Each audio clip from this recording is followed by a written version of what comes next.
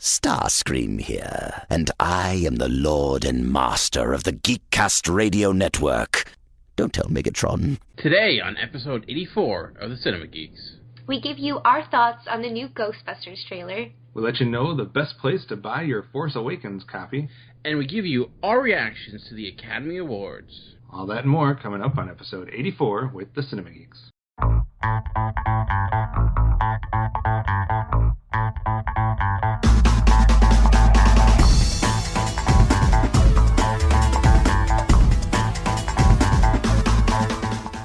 That's right, it's episode 84 of the Cinema Geeks. I am one of your Cinema Geeks, Kevin Optimus Solo. Joining me, as usual, is Movie Revolt Dan. Hello. Hey, how's it going? Not too bad. And Hard Candy Mandy. Hello. What's up? Not too much. And we are back at it with another episode here. Last week we gave you our March preview, and per request, I don't know if you guys saw this, but on the website for the last episode, someone even asked, will we be covering the Oscars? So that is the theme for today. So our main attraction will be our reactions to the Academy Awards, but in the meantime we will talk a little bit about some news, and then we'll close it out with talking about some movies that we've been watching over the last week or so. Before we get to all that, Amanda, how's your week been going? Same old, I guess. You know, living the dream. Living the dream. Doing some arcade gaming. Oh my gosh, I was crushing it. I killed Kevin so hardcore. Which never happens in anything. Yeah, I wrecked him at air hockey, everything. I was just crushing it. Skee-ball. I think the only thing that he beat me at was that NBA game where you're just shooting the basketball, and his score was 55 and mine was 51. So it wasn't too much of not a good night for me. And then as far as my week goes, somehow randomly taught our baby kitten how to play fetch. My furry baby. Yeah, so that was interesting, and he does it a lot. But it's just with one toy. Just with one toy and just with me, but he will play fetch like a dog now, so I guess I got that going for me. It was funny, though, too, because I was just we should, try to teach him how to play fetch, and he just started doing it on his own. So I was like, well, I didn't really do much in teaching other than call his name once he had it in his mouth, and he ran over every time. So that's how my week's been going outside of the mundane work stuff. So, Dan, how about you? How's your week been going? Ironically, I taught my son how to play fetch, so... No, it's been pretty uneventful for me here. So nothing too big, nothing really much going on. Just... looking forward to this weekend, though, because I'm taking my son to get his photo with the Easter Bunny, so I'm hoping we don't freak him out too much, because the Easter Bunny is one weird-looking dude, so... Especially some of those costumes for the Easter Bunny. There's some really scary ones. This giant bunny that doesn't blink. So we'll see how it goes. He'll either be afraid of rabbits the rest of his life, or... As long as it's not a clown, I think you're safe. Yeah. I got pushed off a bench by the Easter Bunny when I was little. He literally, G'd me. Were you talking smack to him? No, I was just sitting there, and he kept scooting closer and closer to me until he, scooted me off the bench. Man, jeez. Was it, by Easter Bunny, was it just a guy in a bunny suit? Or was it an actual, setup for Easter Bunny photos? Is it, It's a park bench and some guy just in a costume trying to...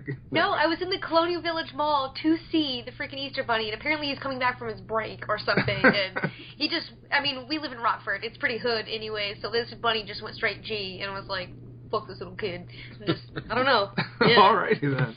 Man. Oh, man. So looking forward to bad Easter Bunny coming to theaters. Just make sure you don't, you avoid the break time. You got to have him only when he's in character, because... I wasn't fucking with him. I just looked terrified, I'm sure. And he's like, I'm going to fuck with this kid. Scar this kid for life. Yeah. All right, so it worked. Starting off with some news stories today. Article this week about the next chapter in the Big Hero 6 world. And for once, guys, we're not talking about a sequel or a reboot. We're actually talking about the next chapter in the Big Hero 6 franchise will be a television series. So going the route of a TV series. Dan, is that better than giving us another sequel, reboot, / whatever of every other animated movie?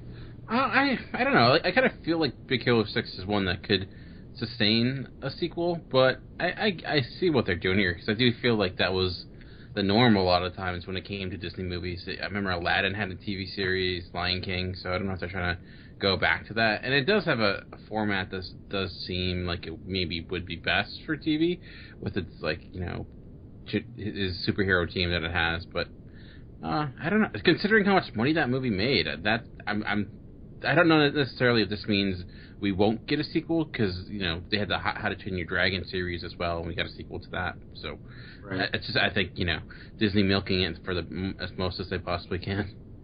Yeah, I can see that, and I think there's been some series that are kind of coming to their close on a couple of the different channels out there this year, some long-running ones, so I think there is some openings for something new. So it does make me wonder why they never made like a Wreck-It Ralph's TV series, because I feel like that would even be better.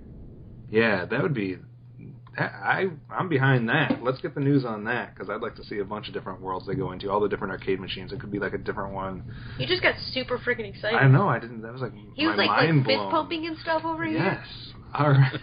Amanda, what about you? Would you rather see a Big Hero 6 2 movie or the series? Or you could care less of either one? I really liked it. I saw it in the theater without you, P.S. I think that it could have gone either way. I think it would have done good as a sequel. It's not going to be a reboot. It's only been like a year or something. Well, yeah, I meant sequel. I'm just saying. Sequel, I think it could have done well. But maybe, like Dan said, they want to milk it a little bit and give it a TV series. And I think it'll do good as a TV series because this super team, they can have all these other different villains they're kind of coming up against all the time. So I think it could go either way, really. But again, probably not as good as the Wreck-It Ralph series. I'm sticking with that. Okay. That's my answer. In other news, in case anyone was counting down the days until they can watch The Force Awakens on Blu-ray, even though it's probably still in theater at a lot of places.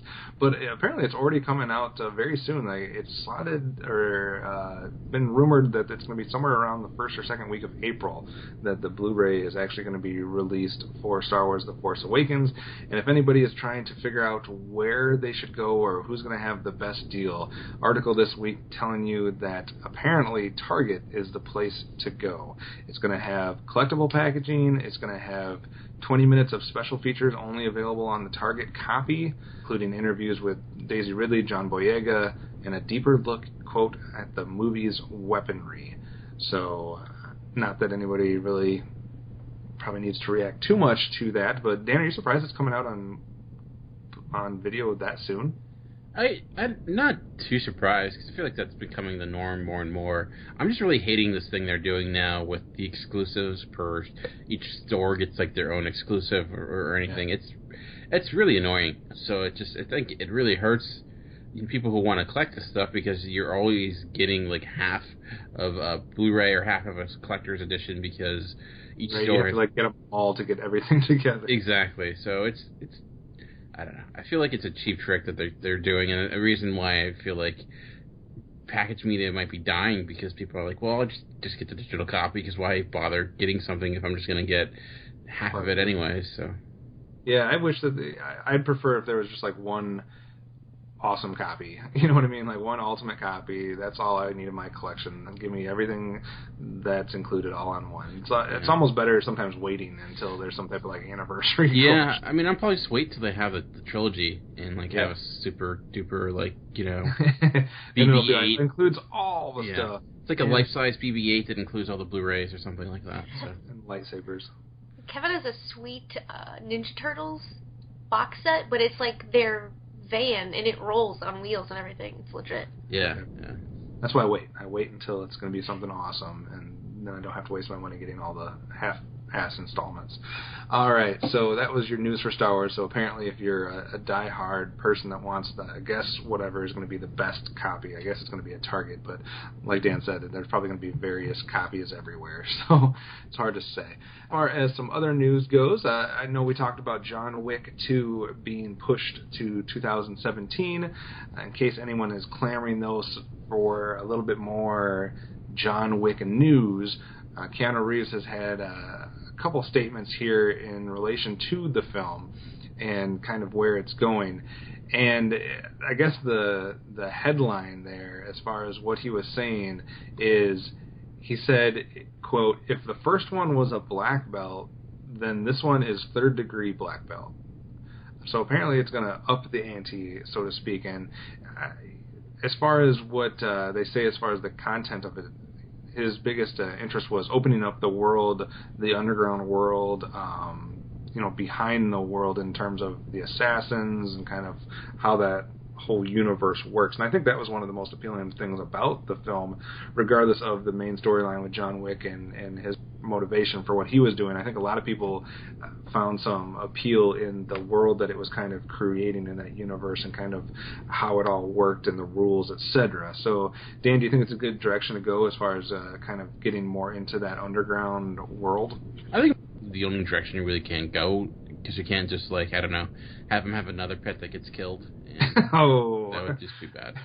So, but I just, if he's going... How much do you think he can up the ante? I don't know. I find out if they can take Liam Neeson's kids 3 times, they can figure out a way to make John Wick work.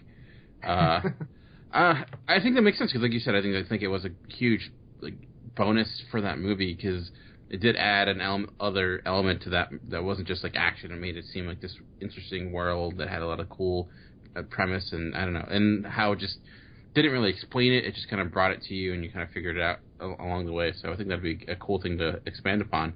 So. Amanda? I guess I should call it the correct title now because it does have one. John Wick Chapter 2. Are you excited for Chapter 2? Yeah, what I'm not excited about is having to wait even longer for it. Not really looking forward to that part, but 3rd degree black belt, not really sure how many fucking degrees of black belts there are, but I'm pretty sure that it's going to be another thrill ride. I just want to see him bust some motherfuckers up. I just want to see him scare more people without saying anything to them or anything. Just the notion. But, all right, so we'll have to see when that actually comes out in 2017, but I think there's a lot of people looking forward to it. Other films that are on the horizon for 2017, I guess, and 2018, we have official release dates for the next Alien film as well as the Predator film. So, Alien Covenant, August 4th, 2017, so push forward to August 4th, 2017, and The Predator, March 2nd, 2018. So you can go ahead and slot those on your calendar and start the... Why are you dangling this shit in front of me? Like, don't talk to me about this yet, because I'm just going to sit here and stew that it's not now. And they did add some cast to the Alien Covenant film, which apparently is going to be starring Michael Fassbender, and there's going to be some type of crew that is, or like colony ship that's going to arrive in that planet, and they've added a bunch of people. Most of them I don't know who these characters are, so it doesn't mean a lot to me, but if you're real interested in the Alien Covenant film, there is some cast names that are being dropped there. Dan, you're excited to see Michael Fassbender as a android in the Alien universe? So is this... Well, a continuation of Prometheus then, since he played that character in Prometheus? Yeah, I think it's basically a continuation of that. I think what he was saying is that originally, or at some point, he wanted to make it a Prometheus, like almost like a trilogy. Okay. As far as that goes, and I guess this would be the next chapter, but I'm confused on that whole timeline, so I don't know. Because the end of Prometheus, he was just a head, so I'm just curious like how that's going to work. In science fiction, you can do anything. So. I mean, I loved him in Prometheus, and I thought it was a great performance and a great character, so I'm all for seeing more of that again, but... yeah, I mean, I'm just getting confused over because there's another talk about another Alien movie, so it's just the point where it's like I don't know which one is which, but yeah, I don't know. Yeah, I think that that whole universe is being a little bit hard to understand with all the different rumors. That's why I guess we just have to wait until something actually comes out for us to figure out what anybody is talking about. But it sounds like a pretty similar concept to some of the other Alien films, so... Hopefully it can find a unique execution style or some ways to twist it up a little bit, which I'm sure they will based on Prometheus. And we'll have to see. I know that was a divisive film. A lot of people liked it and a lot of people hated it. So I have to see how this next one goes. I didn't mind it that much. I'm actually looking forward to rewatching it. You know, we started watching the Alien films, you know, back a few weeks or a month or so ago, and we still got the last Alien film as well as Prometheus to catch up with before we complete that. And I've only seen Prometheus the one time. Yeah, so have I. So I'm interested. I was pretty fucking disturbed though, so. So I'm interested to see it again, especially now with recently watching all the Alien films to see how it kind of plays out. But Amanda, you're just mad that they keep dangling stuff as far as into the distant future and you want to now? Now. Not instant gratification. I'm that person. I just want the instant oatmeal of movies here, and I need it now. I think I'm looking more so forward to the Predator movie than Alien, but I mean Michael Fassbender it definitely ups the ante for me still. So. All right, so you only have a year or two to wait for those things, guys. So as far as the last news story, just kind of an interesting tidbit, more of a trivia piece, I guess, and I don't know how many people would believe this, but apparently there was actually a connection between Final Destination and the X-Files. And according to Final Destination writer Jeffrey Reddick, the whole plot and idea for Final Destination was originally a X-Files episode script that he was trying to get made into one of the X-Files episode, and instead it didn't work out and it turned into the actual film. It kind of spun off into some different directions and probably changed quite a bit. But yeah, apparently there was originally going to be an episode of the X-Files. It wasn't called Final Destination. It was going to be called Flight 180, but talking about premonitions and cheating death and stuff like that. So I really, really enjoyed the first Final Destination movie. I did too. I haven't seen it in a long time, but I remember liking it, and then I remember seeing like the second half of Final Destination 86 or something like that. And it seemed like it had gone off the deep end, like almost into Sharknado territory at that point. Yeah. Yeah. I've seen 3 of them. Is there more than that? I don't know. There was like the Final Destination, and then there was like 7 more after that, so I don't know. Yeah, it got to the point where it legitimately was just, let's find the most crazy way to kill people as possible, so, yeah. Dude, it really messed me up when I was younger and saw that, though. Like, that was pretty freaking disturbing. I'm still scared of shit like that because of that. It scarred me. There's a couple things that it's like, yeah, a little cringeworthy as far as seeing that and then having to think about that every time you're doing whatever in the same area. Yeah, that guy that died in the shower, like, strangled himself with the shower thing. I'm freaked out every time I go in our guest bathroom. And there's not even, like, the shower head is kind of not the same, but it's got the same kind of idea, and it freaks me out every time I'm like, I'm going to slip and strangle myself on accident, and Kevin's not going to hear me, I'm going to die. Yeah, I'm so freaked out about that. When did that movie come out? Yeah, I'm so worried about that shit. Apparently we will not be rewatching Final Destination anytime soon. But yeah, I just thought that was somewhat of an interesting tidbit as far as any X-Files fans or Final Destination fans. I don't know why that made an article or a headline or why we're even talking to the writer of Final Destination, but it was out there, so I thought I'd share. Well, probably because of the resurgence of X-Files, that's why. Bruh. All right, good point. That could be. That's why. You're right. Don't doubt me. All right. And then finally, the last up, the big news for this week that everybody has been talking about, Dan, the release of the Ghostbusters trailer. Fucking A right. Apparently Amanda would like to talk first. That's like the first thing I saw this morning when I'm like got my sleepy eyes on and I'm scrolling through my Facebook feed and I saw that and instantly I was awake and I had that shit cranked up and I was watching it and I lost my shit a little bit. I really, really liked it. I'm super excited now that I've seen this trailer. I was looking forward to it, but I was still kind of on the edge of like, are they going to be able to pull this off? How's this going to work? You know, it's got some cool names attached to it. Love the franchise. But you know, it's not Bill Murray or whatever, so but it's got my girl, fucking Tammy's in this shit. Love that bitch. And I think they did a really, really awesome job at everything that I've seen so far from this trailer. Like, the ghosts look pretty fucking awesome. I think that some of the jokes are pretty funny. It's like this dry humor because they're scientists. It works. I think that the dynamic of the characters look pretty fucking cool and fun, and I just wanted to hang out with them. I'm just really excited. I think even the way they kind of like changed the song a little bit was like the piano, creepy, ominous version of the Ghostbusters theme was super awesome. I'm just so You're on bored. like level 9 right now. Dan, is she the only one that had that positive of a reaction to that trailer? I think I saw a lot of people that really, really liked it too. So I don't know. And I saw the people who hated it, and I think I'm DJ Valentine, I'm looking at you, bastard. Come on now. I'm some strong feelings. I'm so mad he didn't like it. I'm so mad. Somewhere in the middle, there are things that I do like. I do think, like Amanda mentioned, that visually it looks really great. Like the look of the ghost, it looks like an updated version of the look of the ghost from the original, but not like to the point where it's not too realistic, but realistic enough so it works for a comedy. I do think the cast seems like they're going to have pretty good chemistry working with one another. I love that cast. I think it's a really strong cast. They do. They're all really talented, and I'm really big fans of pretty much all of them.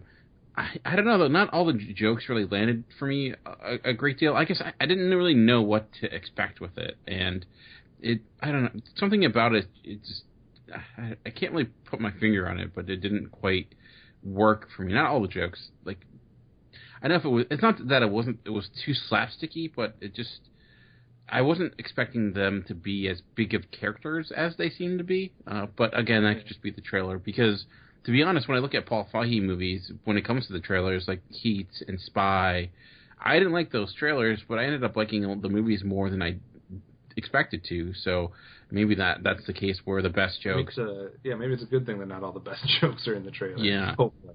Yeah, I thought it was just enough of like a teaser it just gave you kind of a feel of it. But I feel like the focus. I'm not a huge Ghostbusters fan. I know that might be sacrilegious, but I wasn't even a humongous original Ghostbusters fan. Like, I like it, but I never like get giddy about it, I guess. But I feel like the intention of that trailer was not to necessarily be funny, though. I feel like the intention was to kind of show the feeling of it, the aesthetic of it, like connect to the original Ghostbusters sounds and some of the visuals, and just give us a glimpse of this new cast and kind of how that's going to play out. So I don't know if I'm going to judge it negative or positive based on the jokes that are in there, because I feel like that necessarily wasn't the intention. Yeah, especially for jokes for a trailer are hard, because the way trailers are edited, the way jokes are made in a trailer may not actually be the way they're made in the movie. Right. You see that a lot, where it's like certain scenes are put together that have nothing to do with one another. So, but I thought Melissa McCarthy feel like she's playing a more toned down version. She's not playing a huge character, which I didn't. It seems like Kate McKinnon is the one who's playing like a crazy character. Right. But you know, I'm still. I thought she seemed quirky and cool though. Yeah, like not necessarily in a bad way, but just like she seems kind of like I felt like they all have their niche that should work well. Right. So they should complement each other pretty well. Yeah. We'll see with that. Yeah. I like I said, I'm not over the moon with it. There's some things I feel like they can build upon. There's a lot of positives to take out of it, but it's not like I am like over the moon, super excited now. So, and I'm pretty much in your camp too, Dan. It wasn't anything that was gonna. It didn't wreck my interest of the film or not. It didn't elevate it necessarily that much, but I did like the musical part, though. I will agree with Amanda there. I liked the more subdued, paced out piano. Classic Ghostbusters theme going with that, so I did enjoy that. So, all right, you will have to let us know how you feel about the Ghostbusters trailer in the comments on this episode post, because would be interested to see other people's takes and which people are super excited or which people are on the DJ Valentine boat and not so excited about that trailer. So. I still love you though, DJ. All right, we're going to take a quick break. When we come back, though, we will give you our reactions on the Academy Awards, the show, the host, the winners, and everything that goes into the Oscars. So we'll be right back after the break. After these messages, we'll be right back.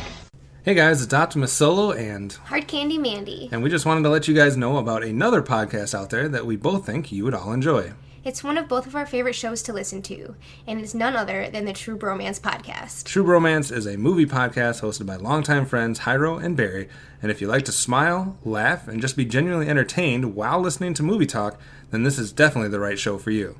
Each week, the guys break down a recently released movie, and not only do they tie in the movie that week to the beers that they are drinking during the show, but they also tie it in to a real fun top and bottom 5 list associated with that movie. It's a blast hearing both sides of these lists, and it definitely makes them unique amongst all other movie review podcast. So we definitely want to recommend all of you guys to go check out their show. Just search out the True Bromance Podcast on iTunes, Stitcher, and all other podcast platforms.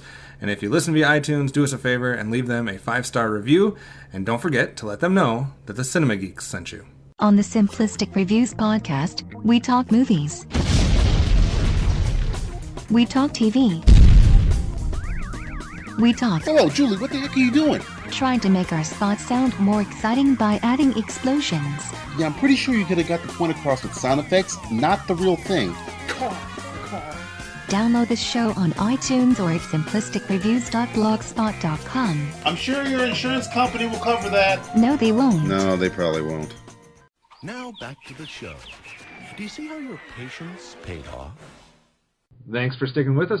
It is time for the main attraction. Like we said, we're going to be talking about this year's Oscars. They just happened. We had requests on the website asking if we were going to talk about the Oscars, and yes, we are. So that is the time to do that right now.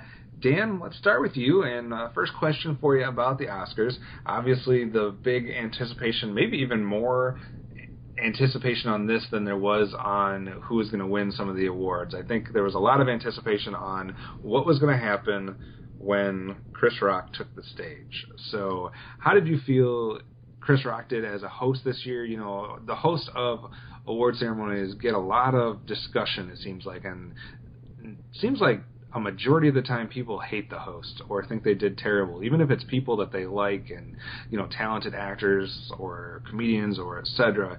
A lot of times it falls flat. How did you think Chris Rock did this year? Well, yeah, I do feel like the Oscar host job is it's a thankless job because it's impossible to please everyone because as a host, you're playing to a room of people that take themselves way too seriously and often aren't willing or like almost refusing to laugh in times, and then you're appealing to a broad audience, but then people get angry if you have broad jokes and want you to be a little bit more risque, but then when you are risque, people are like, well, you have to consider there's families watching, so then it's never-ending battle. But I think the Oscars, in a weird way, ended up benefiting from the fact that Chris Rock was the host, and with all the Oscars so white talk, the political and racial landscape that was occurring around it, he was probably the best person they could have got to kind of deal with it. Because I can imagine if you had someone like I don't know who hosted last year, or like a Seth MacFarlane or something like that, where it would probably not be nearly as good. But I thought he was great as an Oscar host. I thought he dealt with the entire issue as a whole, and pretty much hitting every aspect of it, from the people who boycotted to the history of it, to where it's coming from, to like trying to not really leave anyone unscathed in some ways. Not all the jokes landed. Some of the things, like some of the bits, weren't nearly as funny. Like the Girl Scouts cookies thing, I thought just kind of seemed random and didn't really have a point to it. There were some jokes that really fell flat, like the accountant bringing out the young Asian kids as accountants who did That's terrible. Which seems to go against everything that they were talking about earlier. But his opening monologue I thought was fantastic and poignant and funny and everything it needed to be, everything I expected it to be from Chris Rock. And some of the skit things were actually pretty funny too, like the first one they did with like Tracy Morgan as the Danish girl, and that was actually quite good. So overall, I thought when it comes to just the spectacle that was the Oscars, it was one of the better ones in quite a while. Yeah, I am in full agreement with you. I think it started off definitely with a bang. I think there was a couple jaw-dropping lines that he had in that opening monologue that were just hilarious. His bit on Will Smith was hysterical. Well, his bit on Jada Pinkett Smith, not even. It's like you boycotted something you didn't even get invited to. So I thought that was funny. I think it was at its peak at the beginning. I do think that bit that you talked about with the different people in the Best Picture skits was funny. I think as the skits went on throughout the rest of the show, there was a couple other ones that maybe didn't, like you said, hit as well. But yeah, I thought there was even a funny line by him later. I can't remember what exactly they were talking about, where he said even he wasn't going to touch that. He's not trying to get in trouble. But after everything else he said in the opening monologue, I thought that was pretty hysterical. But yeah, I think it was perfect. I was trying to picture how nervous the actual people behind the Academy were when they realized that they had lined him up as a host, and then on top of all the controversy that happened, if they were like, is there a way we can get him off of the show?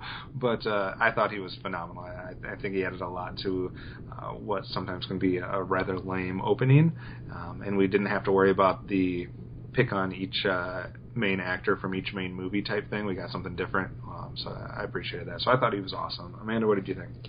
I don't think he spared any punches. I think that they were all within good taste too, and like you said, he didn't really he didn't discriminate who he threw under the bus or busted out or whatever. And I think he was the perfect person to have host this, the one was surrounding all the controversy, and he was the one that is, he's so established now that he can basically say whatever he wants, and there's either going to be those people who like him and there don't. He's not going to sway people to either like him or to not really, I don't think, because he's already got his audience, so he can say whatever he wants, and I think that he used that to his advantage, and I think that I think he was actually pretty tasteful with it, if you ask me. I don't think that there was anything I was like, well, that really wasn't cool. I think he used some shock value in there, but that's his MO, and it worked. I liked it. Yeah, and I also liked the interaction between him and Kevin Hart too. I thought that was pretty funny as well. So, anything else as far as, Dan, the actual broadcast? Not talking about any categories or any awards, but anything outside of that, whether it be presenters or anything else that they do throughout the broadcast. As far as the overall broadcast, how would you rate it? I think that some other things that weren't all that fantastic were the live performances, the song performances, minus Lady Gaga. They were all pretty forgettable, especially Sam Smith's song, which was, even he came out and said, it was pretty awful. I'm like, that entire song is pretty bad. Especially compared to last year when we got that Selma performance. Yeah, last year we had a lot of good ones in Selma and Lady Gaga last year with, I forget what she did, with the Sound of Music. Oh, yeah. So that was a really good performance. She was good this year, too, but the other ones were just, partially it's because there weren't really many great songs. Most of those songs were from movies I'd never even heard of, so... I loved The Weeknd's performance. I love that song, though. Maybe I'm just partial because The Weeknd's my boy. Like, that's my ringtone, like, everything. I liked his performance. I like seeing him live, though, so... But I think, like Dan said, the only one that really stood out was the Lady Gaga one, as far as, like... Stood out because of the... As far as being more than just somebody singing a song... From a movie. Yeah, I don't know. Yeah, but before, some of the other, like, I thought Louis C.K. was really funny when he had he did the presentation for the short documentaries or whatever. But I don't know, I can't think of any other ones that really stood out besides Sacha Baron Cohen's not really LG thing working nearly as well as he wanted it to. But when he came out, I was like, as soon as I was going to say Booyaka shot, he did it. And I'm like, bitch.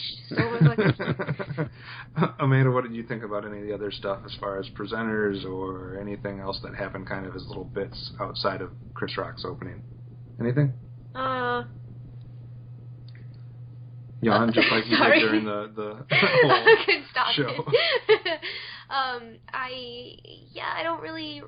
I think that the Louis C.K. one was pretty funny, his little bit, but I can't pick any other one out that really stood out for me. But it's been a little bit. So I think the only other thing that I would say that was somewhat weird and not necessary was the Minions bit. I didn't understand. I forgot all about that. Yeah. Oh, the Toy Story one was kind of cute though, because when they like fell and then the people came up to accept their award, you could see that they had like the actual toys were like laying on the table there. Yeah, I can get that. I mean, there was a purpose for that. I don't know what the purpose of the Minions being involved at all was. To try to get the kids to watch because of how much they love the Academy Awards, I guess. I don't know. I mean, you had the Star Wars characters, you had the Toy Story characters. I mean, that's good enough for me. Yeah, I don't know how many kids are watching the Oscars. Yeah, it's a little strange, but.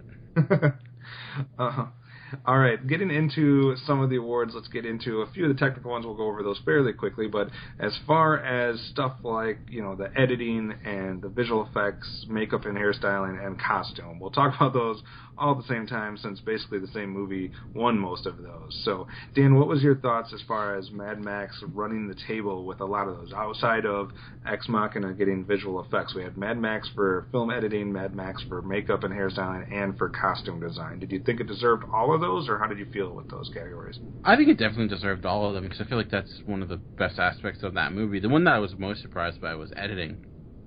Because, honestly, because usually editing and Best Picture go hand in hand, so and you would think, because, the movie with the best editing would be the best film, but I think that was probably the most telling of them all, because that's an award that it's hard, hard to get, and hard for a movie around Mad Max to receive, but it also tells you the amount of respect that was for that film, because, winning the technical awards would make sense, but there is a craftsmanship to editing, so the fact that people are willing to vote for it in that category was, I think, a good indication that people were taking it more seriously than I thought they would. Yeah, and if you look at that category, it is, 4 out of the 5 nominees in Best Editing were also nominated for Best Picture, because you have Mad Max, The Big Short, The Revenant, and Spotlight. The only one that wasn't was Star Wars, which also got a nomination for that. So definitely does have somewhat of a connection to the Best Picture, like you were saying. And what about the Best Visual Effects? Because I think everybody at that point assumed that it was going to be Mad Max again, because that came after all these other ones. And I think anybody that didn't think that if anybody thought that there was a chance that it wasn't going to be Mad Max, I think they were thinking it was going to be Star Wars then. And instead, the visual effects went to Ex Machina. Surprised on that? I was super surprised by that, because Ex Machina is not necessarily the movie that would win Best Special Effects, because usually the movie that wins Best Special Effects is the movie that has the most special effects. And I thought it would go to Mad Max, because when we talk special effects, you're not just talking CGI. You're talking about everything, practical explosions. That all kind of ties into it. And for me, that all kind of ties into all the awards, a lot of the awards that I already won. So I would figure, it makes sense that it would go to Mad Max. But I think it's completely awesome it went to Ex Machina, considering it had a $15 million budget and what it was able to do with that. And I thought it looked gorgeous. So that was probably, minus maybe Best Picture, the biggest surprise for me. And I think the only thing for visual effects that I was kind of, and it's completely biased because obviously I'm a huge Star Wars fan, but I was hoping that there would be some type of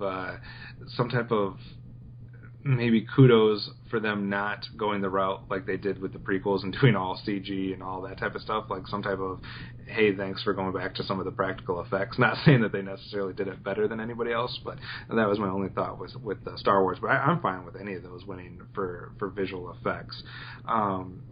As far as makeup and hairstyling and costume going to Mad Max, Amanda, did you think that was worthy, or did you think something like there was only 3 nominees for best makeup and hairstyling? I don't know why there would only be 3.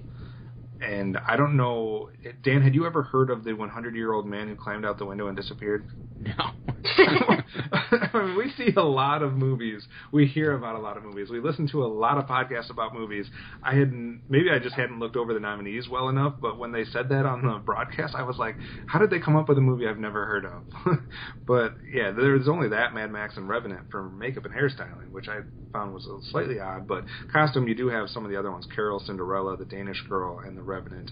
Did you think Mad Max deserved both of them? I was waiting for you to let me fucking answer. Sorry. You asked me a question, and it was this huge fucking tangent. I remember I'm the like, 100-year-old man who climbed out a window and disappeared, and I had to talk about it. I get it. There was, I think that there was some crazy makeup and hairstyling going on there. Sorry, I keep yawning. And I think that I really did like in the Cinderella and some of those period pieces, I loved the look of the costumes, but with the amount of creativity that would have had to go into that, yeah, I get it, definitely. Dan, in agreement on those two being Mad Max, or did you think there was anybody that stood a chance against them? I thought it should have went to that 100-year-old movie. The makeup and hair stylings, that award is always insane. It's usually, it typically is only 3 movies for some reason, because there aren't many movies that use makeup that much anymore. You mean, that's the category Bad Grandpa was nominated for, and Norbert has been nominated for, so it's not the most prestigious. Amanda's dying over here. I just did a scene. We have this U-Star video game, and there's a scene that you can do from Norbit, and me and my cousin redid it, but we did it in like Jersey accents almost. I put it up on YouTube. It's amazing. So yeah, I to me there was no question regarding those. So right. Production design also went to Mad Max Fury Road. Getting into cinematography a little bit, we had The Revenant with Lubeski, we had Carol, The Hateful Eight, Mad Max, and Sicario with Roger Deakins. What was your thoughts on cinematography, Dan? Well, I would say no matter what you think about The Revenant, I think one thing that's unquestionable is that cinematography is pretty phenomenal. I mean, I was kind of hoping Roger Deakins would win. I know he had no chance just because the guy's been nominated like 14, 15 times. So, yeah, I thought that was a no-brainer that it was going to go to The Revenant, considering, what's his third year in a row that he's won, which is insane. Yeah. So, but he's deserved it, I think, each time. So he's kind of killing it right now. So. Yeah, and I think you can't go wrong with the way that was shot. I think the movie was visually something to take in for sure. I don't really have too much bad to say about The Revenant. I mean, it was in my top 30, I think, for the year. But yeah, it's hard. You have Lubeski and Deakins. I mean, I think those are easily the two best cinematographers. That I don't think many people would argue with that. They're both at the top of their game, so eventually Deakins will win something, right? But Leo did. That's true. Spoiler alert. Getting into, I don't think there's any spoilers for the Oscars here. Getting into the musical part, we talked about that a little bit as far as sound editing and sound mixing. 2 more awards that went to Mad Max. At this point, Dan, were you shocked at all at the number of awards that Mad Max was taking home? And did at any point it make you think that it had maybe more of a chance than people said it did for Best Picture? Somewhat. I think with the sound, I thought Revenant was going to take it, just considering the way the movie was made. But so I was a little surprised because that's why I had winning this was. I thought it was going to win just for Leo's breathing in the trailer. It's true. It did have a lot of breathing. I thought the moment I thought, okay, maybe it actually does have a chance is when it won for editing. Then I'm like, okay, that gives it a bigger shot, since it is certainly a year that was up in the air. But I was always hesitant because I felt like this is what was going to happen, because it reminded me of the year like Avatar won, and Hurt Locker kind of went back and forth, where Avatar got all the technical awards, but Hurt Locker ended up winning like a few of the smaller awards, and I felt like that would end, or a fewer awards, but more of the bigger awards. And right. I figured that would happen again here, and that's kind of what happened, with a little bit of a twist ending. So, yeah, it was interesting because I think, obviously most of our community is tweeting back and forth throughout the entire broadcast, and it seemed like we had the exact same thought almost at the exact same time, where I don't know if I said it to Amanda or something, at about the same time that you sent out a tweet about it, was it's going to win all of these technical awards, but not the big ones at the end, because it's going to be able to say, well, we gave you all these other awards. So it was kind of interesting to see the thought process, as people kind of thought maybe, and then some other people thought, well, no, this is just I do feel like they do that sometimes, where there is a movie like Mad Max or Avatar or something like that is a technical achievement, where they purposely give it a lot of the smaller awards, because it's like, okay, well, we'll give you recognition here, but we're obviously going to go a different direction when it comes to the higher end awards. So. Right. I think it is something that they do, unfortunately. I don't know if it's necessarily the best way to go about things, but they do have their certain films that they seem like sometimes afraid to give Best Picture to. So as far as the other musical ones, we had the original score, Best Original Score, and Best Original Song. Talking about song first, since we've already kind of mentioned it, obviously we had Earned It from 50 Shades of Grey. I wish I could sing, because I would totally bust out in song and sing it. The fact that 50 Shades of Grey is even... Anyway, Writings on the Wall from Spectre. We had Manta Ray from Race and Extinction. Simple Song number 3 from Youth. Until It Happens to You from The Hunting Ground. First, Dan, did you see any of these films? I have not. So, except for, have you seen Spectre? I still have not seen it now. Oh man. Yeah. Okay. I think that's the only one on the list you need to see. Well, I'm looking to eventually see Youth, but obviously the winner here was Sam Smith with Writing on the Wall, giving him yet another chance to champion his cause, which I believe he's had the same speech every time he's ever won anything. But that was a shock, was it not, Dan? Yeah, I think so, because it's not a good song. so it's not. And it wasn't a good performance either. No, it's I don't know. I felt like it's one of those things where people saw there was a Bond song nominated, so they just voted for it. But and I still have a problem with that whole category because as much as I diss on the Furious franchise, I still think that song. I don't understand how that song didn't get at least a nomination. It was a pretty not just popular song, but I mean, I don't know. I don't know why it doesn't belong at least in the company. It's not like we had 5 ridiculously awesome songs get nominated. Yeah. So I thought the Wiz Khalifa and whoever that other dude is, Charlie Puth. I thought that song could have at least been nominated. So that would have been my vote. Amanda, are you fine with Sam Smith winning, or do you think Lady Gaga or somebody else should have won? I think The Weeknd should have earned it. And his performance was shit. Like you said, when he accepted the award, of course he's pushing his cause again. Like, we get it, bro. Like, you're gay, we're cool with it. Like, just, can we move on? Like, nobody cares, really. I mean, it's just another, chance for him to get on his own soapbox and preach something that, not like we're not on board with you, guy. Like, we're all good.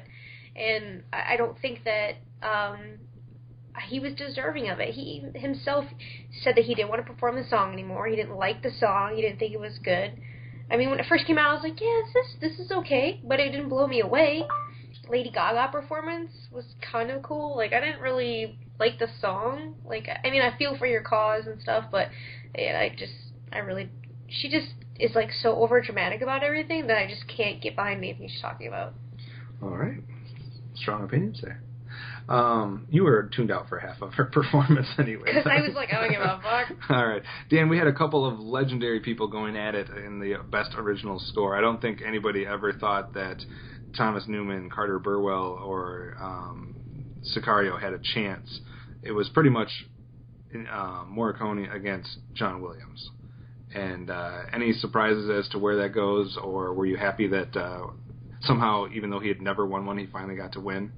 Yeah, if the Academy didn't vote for him for this, it would have been a tragedy, because it's like, this is probably going to be the last time he's ever nominated or even does a score. So they're kind of a situation where they can right it wrong. So even if it necessarily wasn't the best score of the year, I think it's more important that he ends up walking away with it, because I personally am not against the idea of career awards at times if there's no other clear, if it's not robbing someone.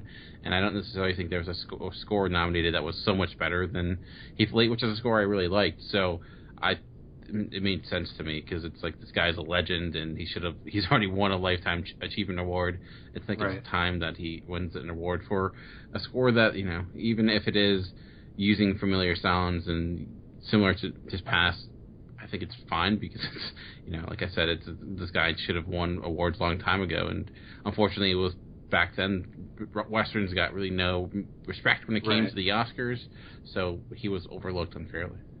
And I don't think, even if it was a sentimental, I don't think it is. I think it's still also deserving, but I'd much rather them go with more of the sentimental pick here than later on in the Best Supporting Actor category. So I like this, and I don't think someone like John Williams is going to feel like he got robbed of anything. He's already got like 18 Oscars, so he's fine. So he's fine. He's like, he likes the guy. They were sitting next to each other, I think. I don't know. It was all good. It is kind of funny, though, because I think people realize that he didn't win an Oscar for the Star Wars score. That's the same year that he was nominated for Close Encounters, which actually might be a better score. So, but yeah, he's nominated so many times over the course of his life that he's even beat himself a couple times. So. Yeah, but yeah, I think most people were happy with that, and I thought he gave a good little speech there too through the translator. So yeah, as far as getting into the Best Animated Short Film, Best Live Action Short Film, Dan, had you seen any of those, or did you know about any of the nominees in that? I know these are categories that a lot of times most of the audience don't know much about. No, the only one I saw was World of Tomorrow, because it's on Netflix, so I knew nothing. I was guessing like everyone else. So. Okay, yeah. So Bear Story, obviously Best Animated Short, and Best Live Action Short, Stutter. I don't know if you saw on Best Animated Short Film, there was a Wikipedia edit immediately on the Bear Story page, And I don't know if it was just somebody that didn't like somebody involved in that, or if it was a disgruntled loser in that category, but it immediately put, like, Bear Story, winner of the Best Animated Short Film, blah, blah, blah, blah, at the Oscars, and then it said, like, even though this film is utter crap. It just went on to rip it for, like, 3 sentences. I don't know how long it stayed up on Wikipedia, but there was someone that took a screenshot immediately, and I thought that was kind of comical. Who goes after the short film animes? Like, how dare you win Best Animated Short Film? Oh, that's gonna ruin the that's insane. Because ask anyone to name another movie that's won Best Animated Short Film like from last year. No one's gonna do it, but this guy had to take it down a peg. So. And I think a lot of people are the same way with the Best Documentary Short. All the different shorts I don't think are known by a great deal of the audience, but I know you are familiar a lot of times with quite a few of the documentaries. How many of these had you seen, or was it just Amy? I saw all of them. I've seen all of them except for the Silence, the Look of Silence, which just came on Netflix, so hopefully we'll be seeing it soon. I just caught up. You had seen What Happened, Miss Simone, and Winter on Fire? Yeah, those are both on Netflix as well. So I did. So I know we'll get into one of the films that you saw a little bit later, but out of all of those listed, did you agree with Amy winning, or did you feel stronger about one of the other nominees? I'm okay with Amy winning. I think it is a good film. I think I thought Cartel Land was better, though. I honestly, the director of Amy also did Senna, which I thought was actually much better than Amy, but I think it was still well done. From what I'm hearing from The Look of Silence, it sounds like that's probably the one that should have won.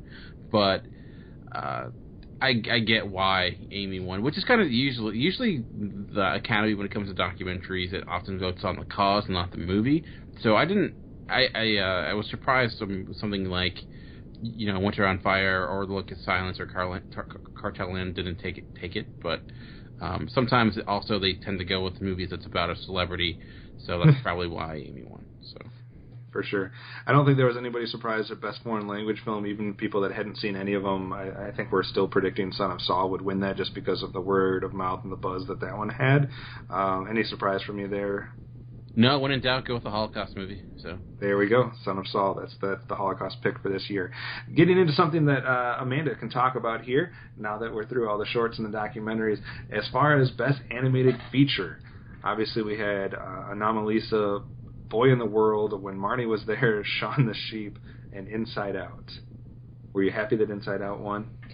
Yeah, I think it was pretty well-deserved. I think that was a great flick, a lot behind it, a lot of, I don't want to say science, but like psychology and stuff put into it, and I think that the look of it was awesome. It was a really original idea, I think. Maybe I'm wrong about that, but I think it was pretty original.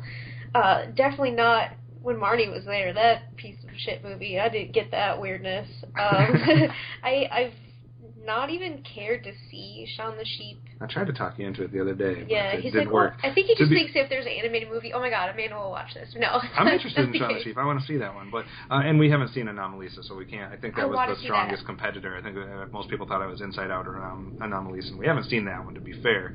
Dan, a lot of people, especially people that we kind of stay in communication with in the different movie podcast circles, had Inside Out as the #1 film of the year. So were you happy that it took away this award? Yeah, but I should be honest, I've only seen Inside Out of all the ones that were nominated, so I really can't say. But I loved Inside Out. I thought it was great and deserving of it. So, I can't. But, yeah. All right, as far as original screenplay and adapted screenplay, original screenplay going to Spotlight and adapted screenplay going to The Big Short. I know you haven't seen The Big Short yet, Dan, but I believe you've caught up with most of the other ones in both categories, outside of maybe, I don't know if you've seen Carol or Brooklyn yet, I guess. But any surprise as far as adapted screenplay, original screenplay, or what were your reactions to those two? Or did you feel like either one of them was given a hint as to maybe a possible Best Picture? No, I figured these ones seemed kind of straightforward. I felt the ones that were going to win did win. I thought, honestly, it was going to Spotlight. This would be the one Academy Award. It won for the night, and the same thing with The Big Short. So since there are two movies I think that are from what I know from watching Spotlight and from what I hear with The Big Short, that are very dependent upon their writing. So I mean, yeah, I think they're both deserving. I could see some people saying maybe Ex Machina for best original screenplay, but I thought Spotlight, it was very much its screenplay was a huge reason it was as successful as it was. So I think it was deserving of that. And like you said, I have not seen The Big Short. I've seen all the other ones except, well, no, I haven't seen Carol either. But personally, I love The Martian. But like I said, I can't really speak on it. Right. But you could speak on the fact that did you ever think you'd see the day that Adam McKay had an Oscar? Not necessarily, no. I never watched Anchorman and thought, okay, this guy's going to make an Oscar-winning movie about the financial crisis, so no. That's awesome. All right, let's get into the main, I guess, quote-unquote, the big seller, the big headline awards for the Oscars. For Best Supporting Actress, Amanda, we obviously had Jennifer Jason Leigh in The Hateful Eight, Rooney Mara from Carol, which we haven't seen, Rachel McAdams, Spotlight, Kate Winslet, Steve Jobs, and the winner, Alicia Vikander from The Danish Girl / Ex Machina. What did you think about Best Supporting Actress? Did it go to the right person, even if it might not have been the right movie? Not having seen The Danish Girl yet, I'm really not sure. So I know that Alicia Vikander is kind of the powerhouse. I mean, she's in 578 movies last year, and she's going to be in like 832 this year. So I mean, she's got to have some kind of chops to to be recognized. And I think that The Danish Girl is probably a pretty powerful movie too in itself. To be fair, obviously we haven't seen that, so I shouldn't be dissing on it. I was just going more so on the reaction of the Twitter world when that happened, because everybody was saying, we'll just pretend that was for Ex Machina instead. So, what were the other nominees? Jennifer Jason Leigh for Hateful Eight, Rooney Mara from Carol, Rachel McAdams, Spotlight, and Kate Winslet from Steve Jobs. I like Jennifer Jason Leigh. I didn't think she had a chance to necessarily win. I did like that performance a lot. I like that clip when she's like... I think a lot of people thought it might go to Rooney Mara. Dan, what did you think of the supporting actress? Yeah, I thought there was a shot it could go to Rooney Mara, because she's almost like a co-lead, less of a supporting role, so sometimes the supporting actor goes to the person who's had the biggest part. But I had Alicia Vikander just because she was winning mostly everything up to that point. Again, she's. I mean, I think a lot of people made the comparison to Jennifer Lawrence for someone who kind of comes out of nowhere and becomes Oscar nominated and Oscar winning actress, and now she's everywhere. And I could definitely see that happening with her now, since I never heard of her until this year, and now she's an Oscar winning actress, and which is cool. I mean, she's a great, from what we've seen, she's been fantastic. But it was a very... She's also the only person that's going to give Michael Fassbender a run for his money as far as number of movies appearing in 2016. Well, because they're going to be in the movies together. Yeah. So it's and I was just surprised that Rachel McAdams was nominated for Spotlight, not because she wasn't deserving, but it's not necessarily the type of performance that does get recognized. But it was a really close race, I think, with all those. There was I don't think a clear favorite even after the winner was announced. Yeah. And Best Supporting Actor supplied, at least some people, one of their bigger shocking moments of the telecast. I think a lot of people figured Sylvester Stallone was going to come away with this one for his role in Creed, but honestly, I really like Tom Hardy in The Revenant. I really like Mark Ruffalo a ton in Spotlight. I'm not huge on Christian Bale in The Big Short. I mean, I think he was good, but I don't think he necessarily compared to what some of these other people were providing. And the winner, obviously, was going to Mark Rylance for Bridge of Spies. Dan, were you shocked that it went that way? I know a lot of people were saying it should go to Mark Rylance, but it's probably going to go to Sylvester Stallone. I was holding out even that it might be a surprise and Tom Hardy or Mark Ruffalo could come on with it. But what did you think of that one? Well, I know the big thing for this was people were talking about they wanted Sylvester Stallone win because of Creed, for his performance as Rocky, and I kind of understand where that's coming from, but I have no issue with Mark Rylance winning this. I don't necessarily think that Stallone's performance was all that phenomenal. Like, I thought he was good. I thought, if he won, I wouldn't mind, but I don't think he's getting robbed the way people are saying he's getting robbed, and I don't think if he was giving that same performance and was in a different movie where he wasn't playing Rocky, he would even be nominated. So I think people kind of just wanted him to win just because of his performance for Rocky, and I don't necessarily think I don't think it's as big of a shock as people made it out to be. And I think some people were saying that Mark Rylance didn't deserve it because he wasn't in the film enough. I don't know if I necessarily subscribe to that theory. I could see, like I said, personally, I probably would have picked between Tom Hardy and Mark Ruffalo, just because I really enjoyed their performances on a different level. But I had no problem with Mark Rylance winning. Amanda, did you have a favorite out of those? Christian Bale in Big Short, Mark Rylance, Bridge of Spies. You saw Tom Hardy in The Revenant, and you all saw all these, Mark Ruffalo in Spotlight and Sylvester Stallone in Creed. I probably would have gone with Mark Ruffalo. I know that was the time where we were in the theater and we were looking at each other like, this is award worthy.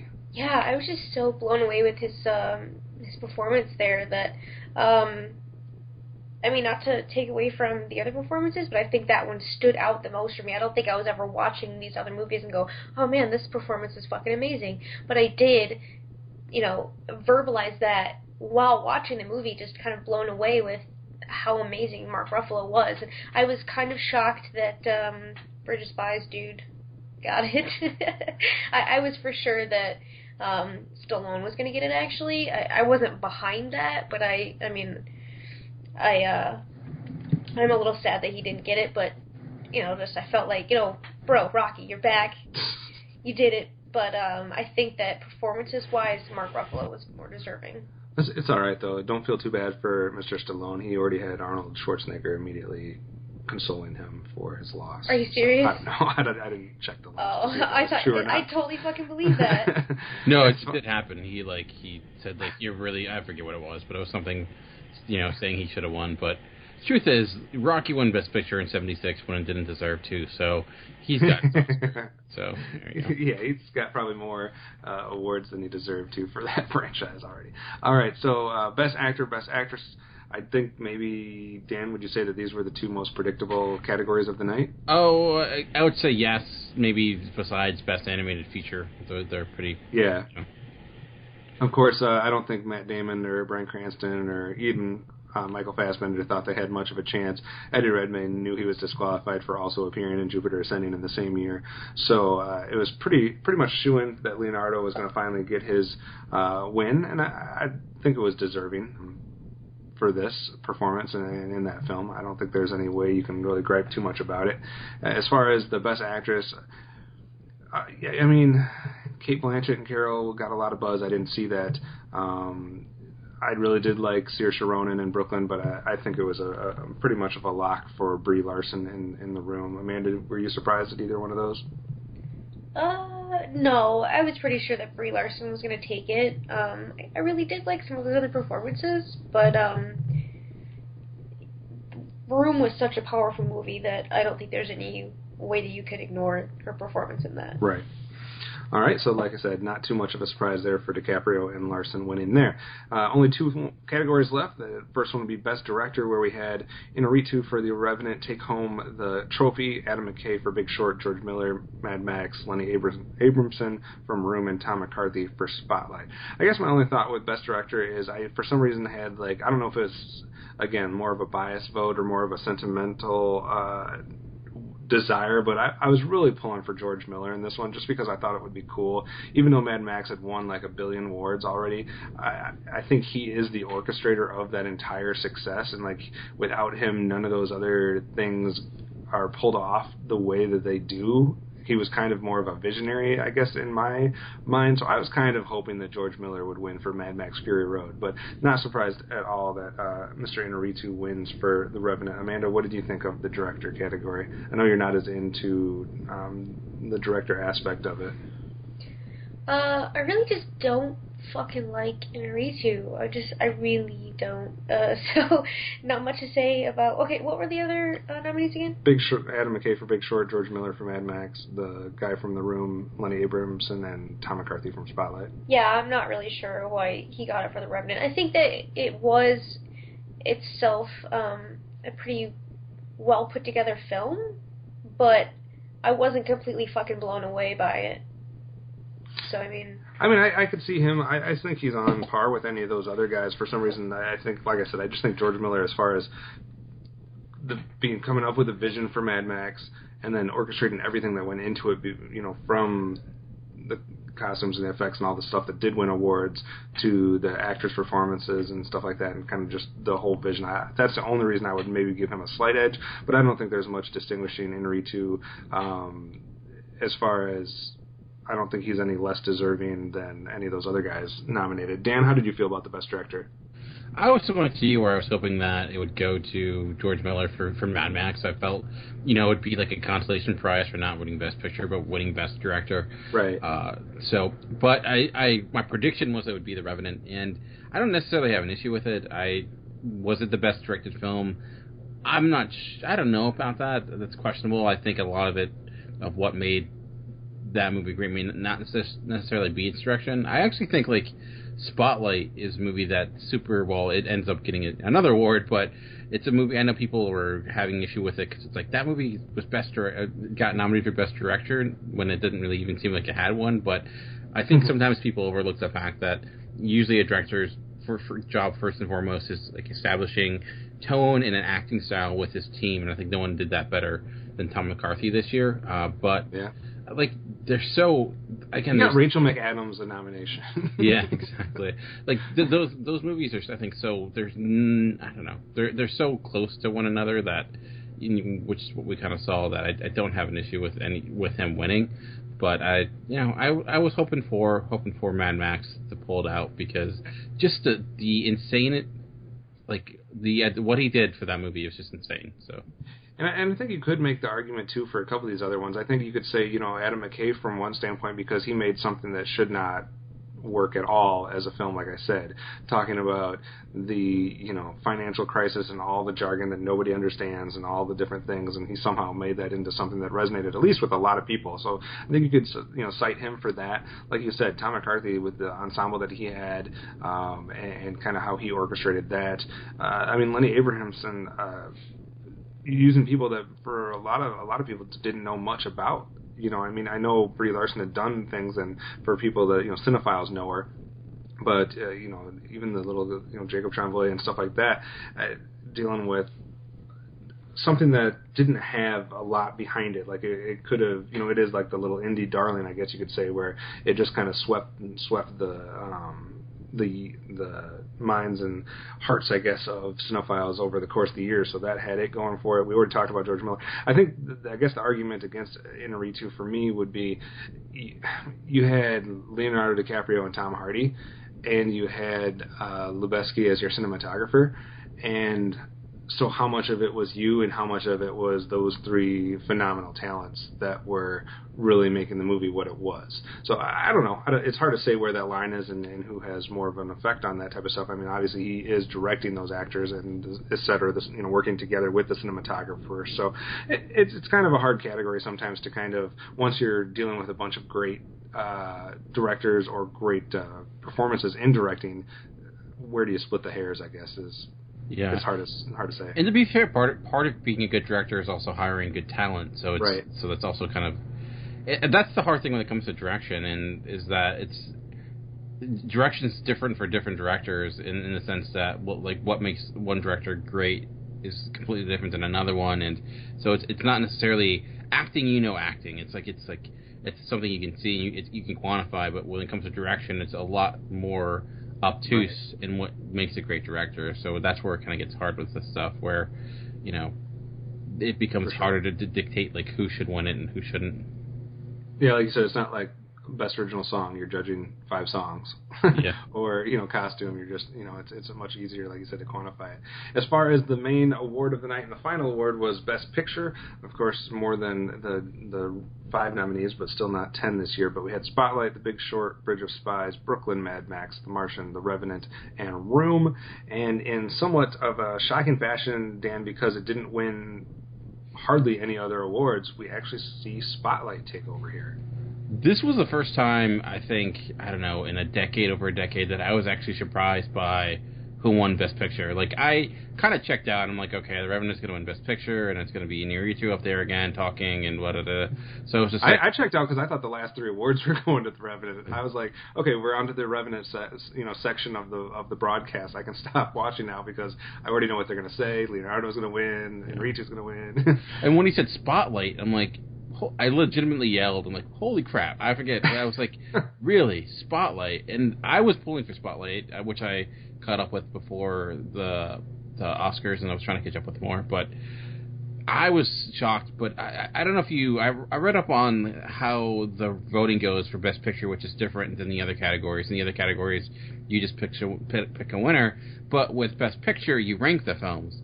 And it makes sense that Spotlight wins in that, because there's a good chance Spotlight won and no one ranked it number 1. Yeah, it was everybody's number 2 or something like that. And where you have movies like Revenant and Mad Max, where I could see some of the Academy hating Mad Max and some loving Revenant, so you probably had those on like either end.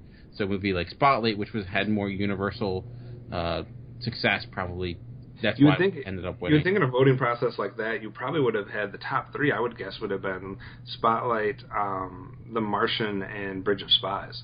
Because they're not, you know what I mean? They're not going to have those big opposition to them. Yeah. That, it's going to be more universal. Even something like Brooklyn would have done well on something like that, where I can see like The Revenant, Big Short, and Mad Max having some detractors. I kind of wish they released like the final tallies just to see how close it was. And well, they can't even release the names of people in these. That's true. That's true. So I was very happy it won. My only worry now, though, with it winning is that it goes from this movie that was like this little movie that was overlooked to now it being overrated because it won Best Picture. Like how one award can change that. And I could see a lot of people watching the Spotlight and thinking, like, I don't see what's so great about it, because it's not a movie that's necessarily all that flashy.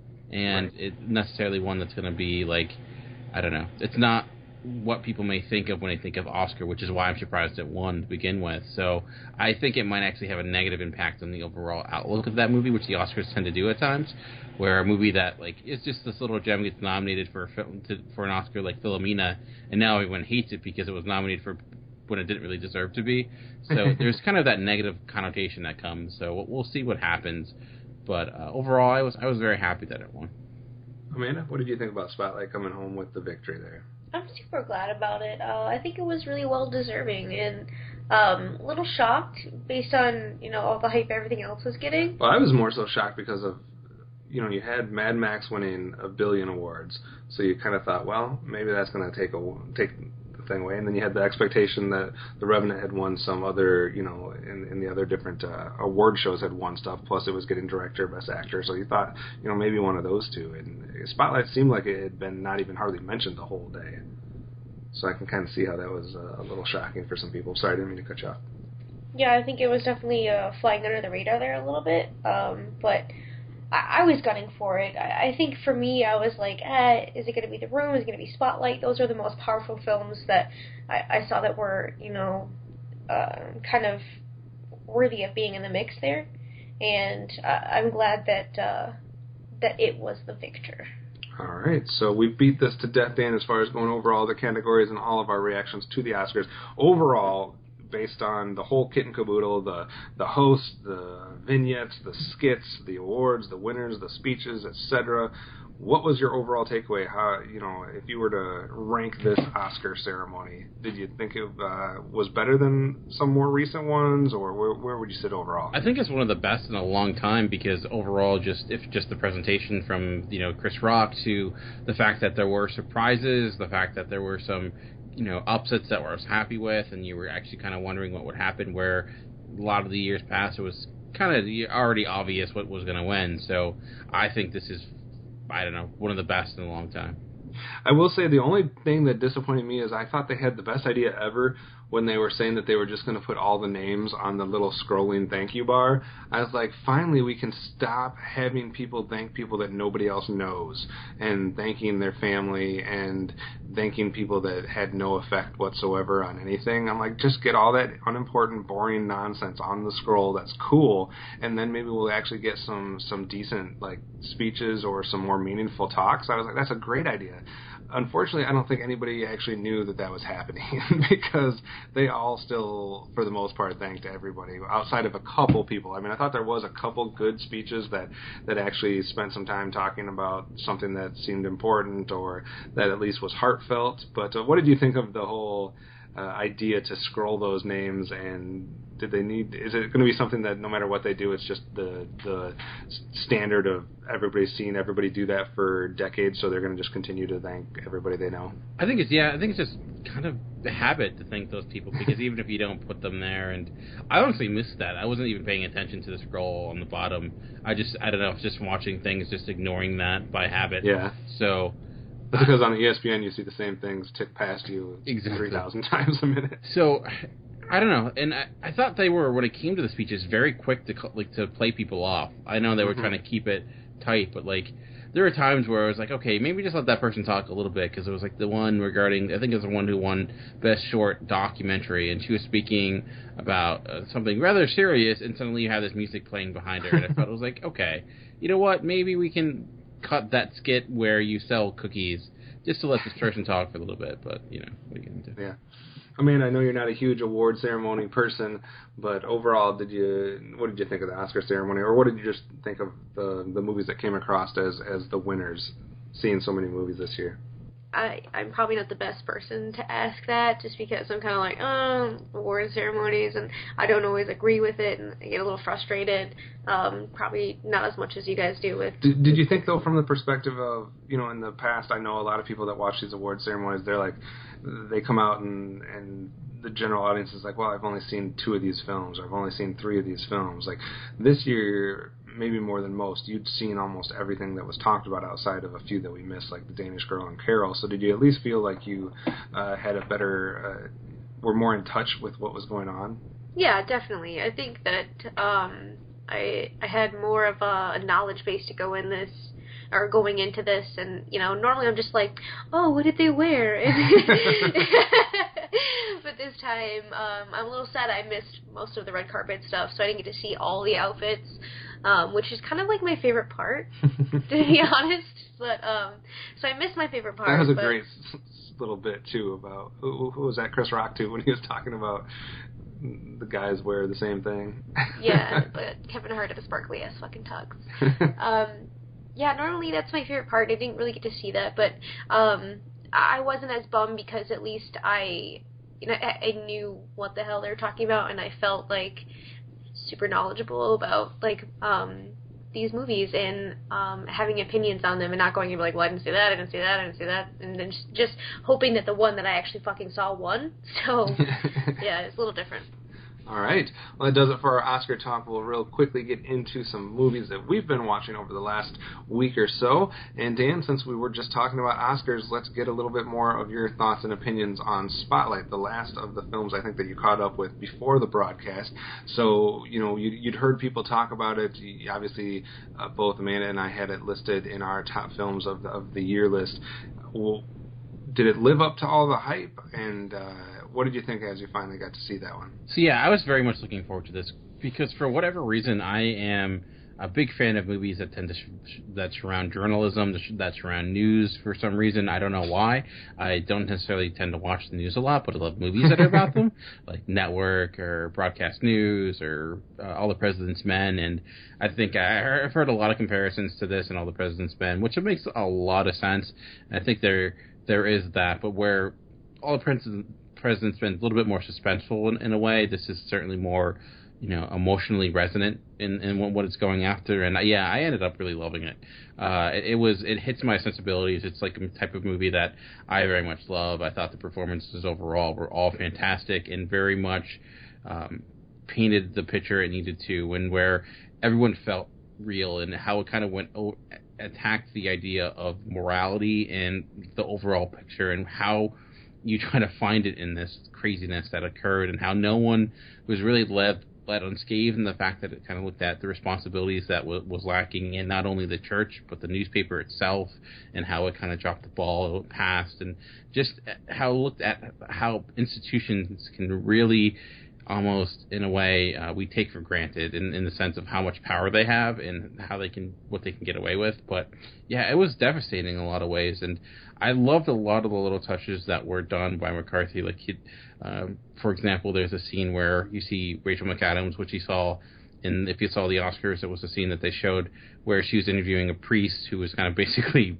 freewheeling, giving over the fact that he molested the children, and then after that conversation, you pull back and you see that, just in the distance, there's a school there, and just kind of just like the realization. Some maybe say that's a little heavy-handed, but I thought it just did it enough to make it work and make you understand what was going on, and it raised all these questions, like what do you do when you have this information and should you release it immediately, but should you go for the bigger story? So there's a lot of questions really tough questions that had no easy answers that it went into. So yeah, I loved it, and I thought it was deserving of Best Picture. I don't know if it's necessarily I would put it at my top film of the year, but it's certainly in my top 5 right now. I still think, for whatever reason, I love The Martian, and I rewatched that recently again too, and liked it even more the second time. So, but it's an excellent film. So, a couple questions for you. Was the end ruined for you prior to seeing that, or were you as floored as everybody else when you got to the credit scenes, or the text before the credit scenes? I heard about that beforehand, but still seeing it, it was just like, holy crap, because I thought it was going to be names, and then finding out it was actually what it was, I'm like, that's just insane. And just because, then also seeing, that's where I used to live, so that's... And you can picture, too, if you had seen that one in the theater, how, the exit of the theater is just nobody's talking. Yeah. You're just leaving it in silence. Now, I had a couple other questions about the film, too.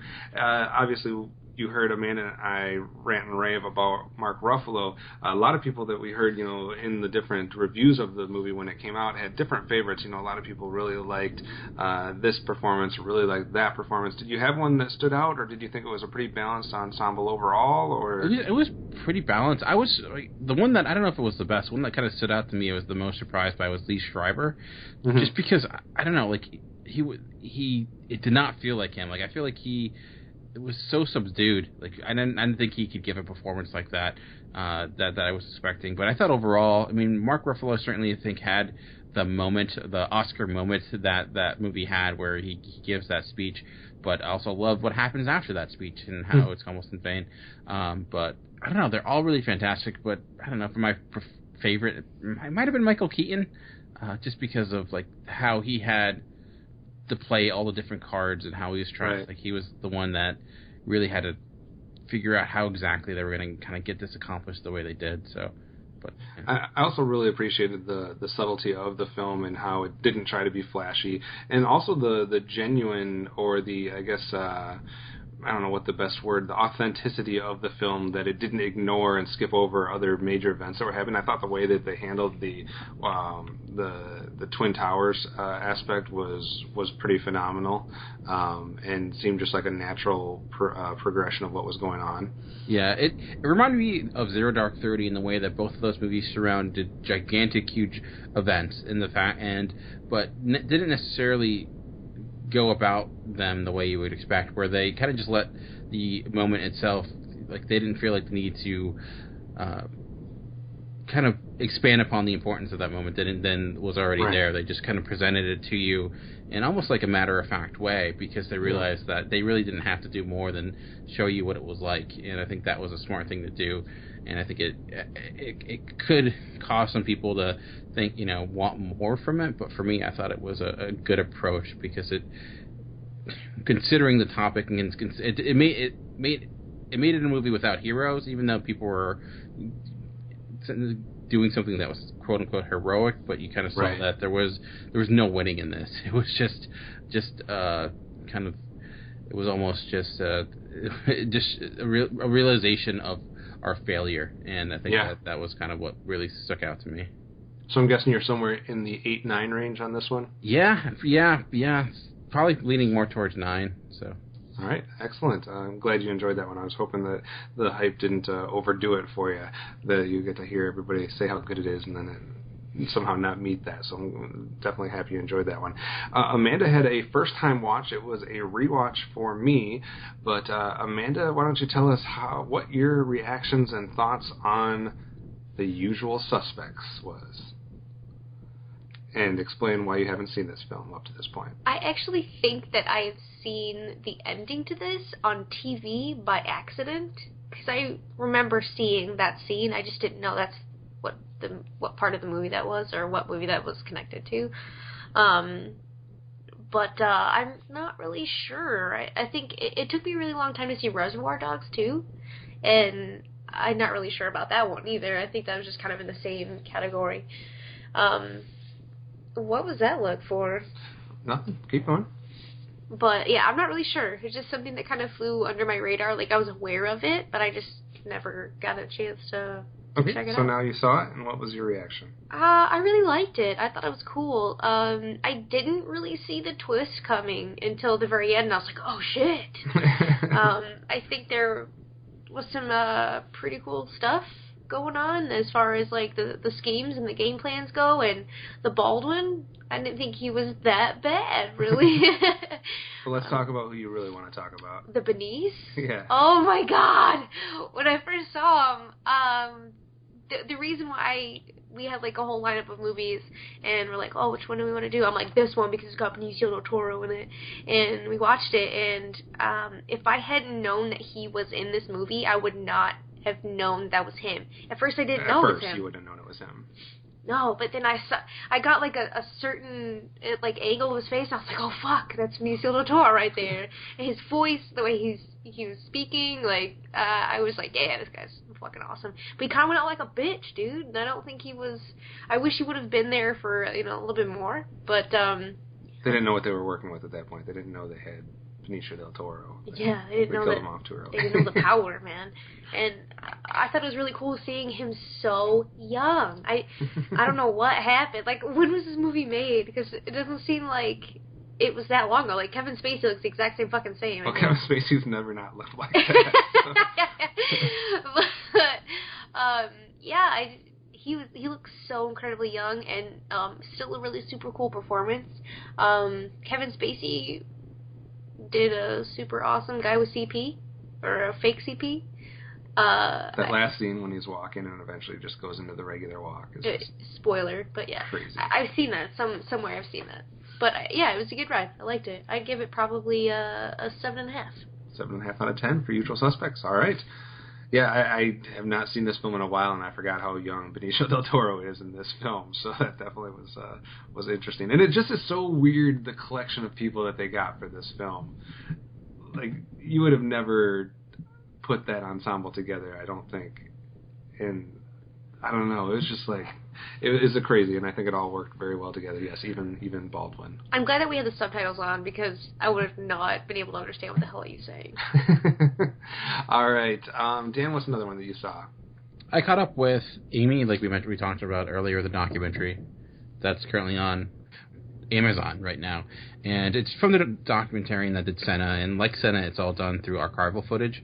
And I'll be honest, I was never a huge Amy Winehouse fan. I never didn't dislike her or like her. I just didn't really know much about her besides what you heard about with her troubles with drugs and things like that. And I think if you've never enjoyed music and know nothing about it, this actually works really well, because it kind of gives you an idea of just who she was as a person. And it reminds me of the Soaked in Bleach documentary about Kurt Cobain, because you have two people who are immensely talented, but they're just not built for fame. And just the damage that, like, they were just not ready for the fame that came their way. They were never really something they sought after.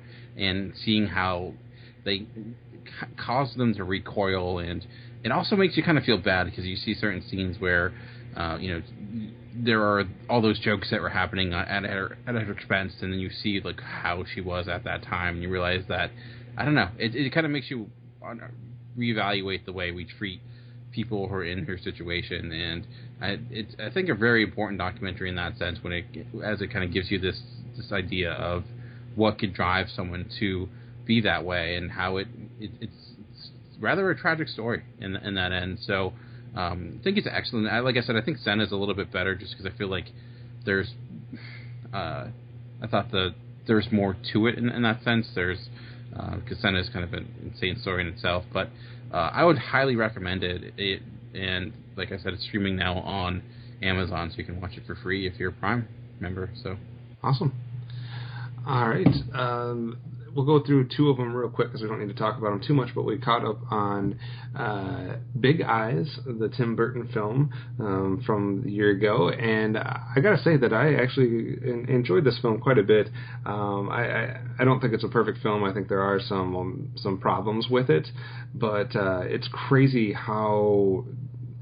I mean, it's based on a true story, real events, real people, and the fact that this stuff happened the way it happened, and some of the stuff that it depicts, especially like in the court scene towards the end, the fact that that actually happened is mind-boggling, and I just wish I could see more about what was going on in this dude's head and how he thought he was going to get away with this and how he stuck with this lie all the way until his deathbed and still stuck with it. Never admitted that he wasn't the person behind those paintings. And it's just a crazy story. I mean, like I said, there are some problems with from a filmmaking standpoint. I think they sometimes go a little bit too over the top, but again, they're dealing with crazy people in real life, so I guess that's kind of a part of what was going on. But I actually enjoyed Big Eyes. I'd probably give this one like a 6, right around 6.5, somewhere in there. Amanda, what did you think as far as Big Eyes, a grade and quick thoughts on it? I would probably give it like a 4.5, 4. I really wasn't crazy about it.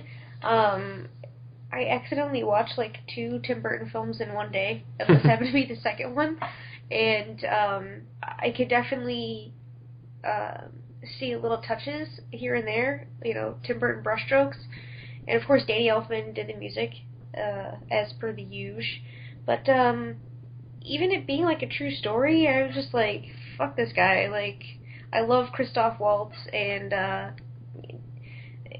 this movie made me fucking hate him, and I don't know, I couldn't understand her motivation. Like, why wouldn't you just stick up for yourself, quit being an idiot? I just couldn't get behind it, so, yeah.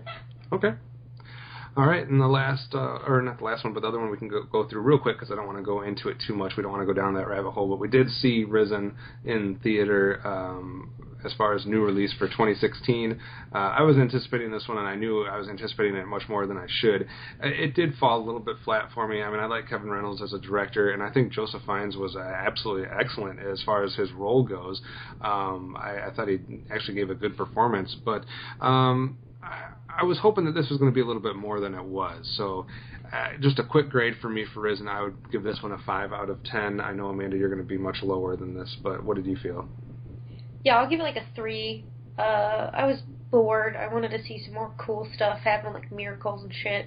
And I think when the miracles actually did happen, like... That should be the tagline, Risen, miracles and shit. So.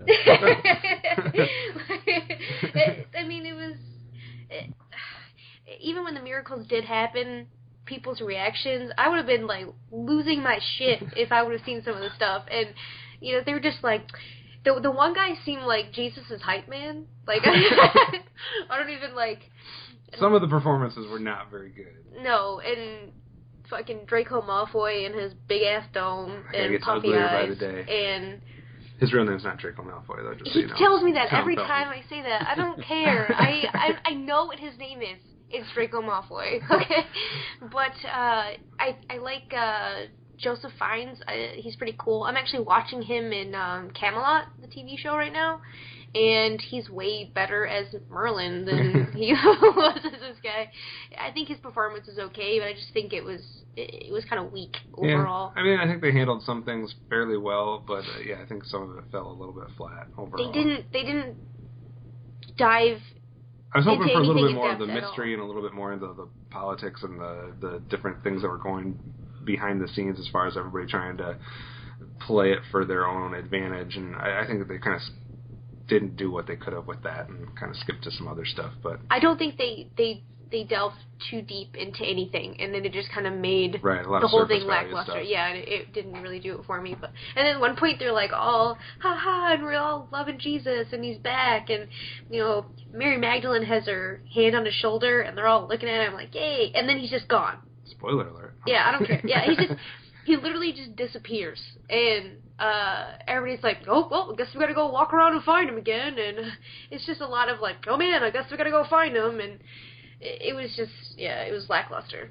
All right. So not a great review for Risen. Dan, I know you saw one more that you caught up with. What was that one? Yeah, it's on the rewatch for me, but it's currently now came on Netflix, and it's Justice League Flashpoint Paradox, the DC animated film, and in preparation for Batman versus Superman. It might be if I can make that excuse for it. No, it's because I was like, I was watching the cartoon Young Justice, and I was kind of like wanted to watch something similar, but there wasn't really any cartoon series, but this is the closest thing. So yeah, I picked it up and I watched it before, but I wanted to see again. And I love like alternate storylines, alternate universe storylines. So I still think it's one of DC's best. It's highly violent though. I mean, so I'm wondering if they could transform this into, with all the R-rated talk when it comes to comic book movies, it's kind of an interesting one to go to, because though this is rated PG-13, I wonder if they did the same things for a live action, if it would be rated R. But for those that don't know, it's a story regarding Flash, the character who goes back in time, or something happens where things change, and now the world's different. Batman is different in the sense that it's not Bruce Wayne, it's his father, because Bruce was killed, so his father stayed alive, and other things, like other changes. The big thing is that Aquaman and Wonder Woman are fighting, so the whole world is kind of like this apocalyptic mess. But it's well done. The action scenes are well done. The animation, the style, I'm still not a huge fan of the style because it's almost anime-ish, but I get over that, and I can appreciate it. But like I said, I still think it's probably, DC hasn't made a one to this level in a while. I still think it was kind of the crowning achievement for them in a sense, and then ever since then they've been kind of going towards the New 52 stories, which haven't been nearly as good. But I don't know. I'd probably give it about solid 7.5, 8 out of 10. Nice. Definitely a good recommend there. I actually do like the alternate universe, alternate timeline type stories, so that's why I kind of like playing that Injustice game, because it kind of gives you a little different look.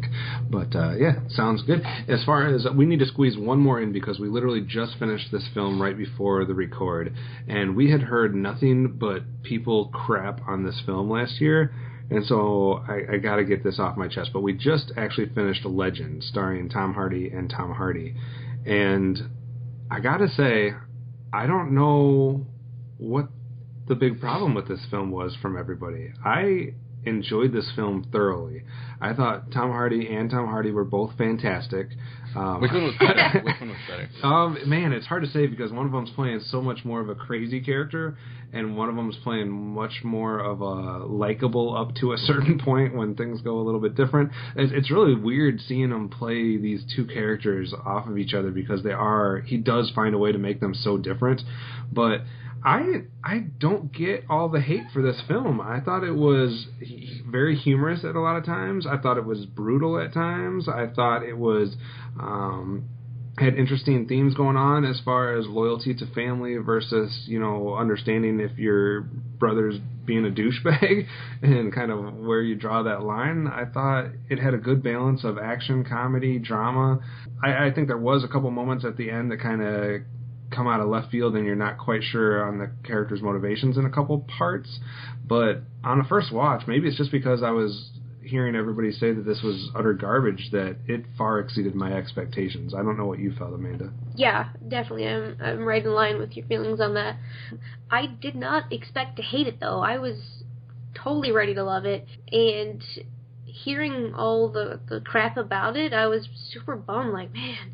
So when I actually, saw it, and all those were kind of, pushed to the wayside there, then as soon as I started watching it, and I was like totally vested, I'm like, yes, this is super awesome. It looked great. Tom Hardy on point in his suits, and just probably do need the subtitles. Yeah, some serious Cockney stuff going on. But the only thing that kind of hurt my heart a little bit was his relationship with his wife or whatever. Mm-hmm. That kind of, and at the end there, it gave me the hashtag feels a couple times. Like, I was like, man, it kind of put me in I put myself in her position and just kind of tried to feel what she was feeling, and it was, I didn't really get, like you said, the motivation for a couple of things that one of the characters did, because it really didn't seem like it fit the character. Yeah, at all. Didn't fit his MO really. But overall, I really, really enjoyed it. It wasn't really a feel good movie, but it had a couple moments that I was like, yes. It had like some fist pump moments for me. If there's anybody that's a diehard fan of Tom Hardy, or if there's anybody that loves gangster mobster movies, do not let the critics sway you on this, because I think you will enjoy it. I'm not saying it's a masterpiece or one of the best movies I saw from 2015, but if you're a fan of those types of movies, I would see this, because I think it's worth a watch. It does feel a little long to me. We checked where we were at, and it felt like I'd been watching the movie for 2 hours, and we were only an hour into it.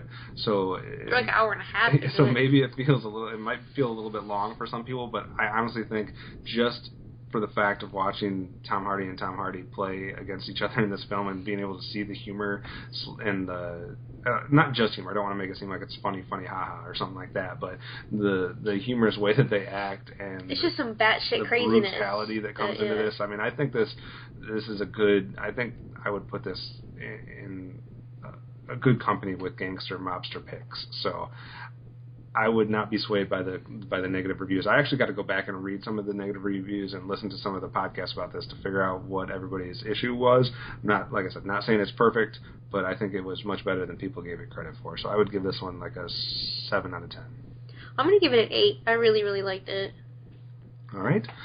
So that is Legend, and that's it for what we've been watching. Real quickly then, as we close out, looking ahead to the week ahead for Blu-ray releases. We got quite a few here. We got In the Heart of the Sea from last year. We have Victor Frankenstein from last year, and we have Macbeth and Tribe.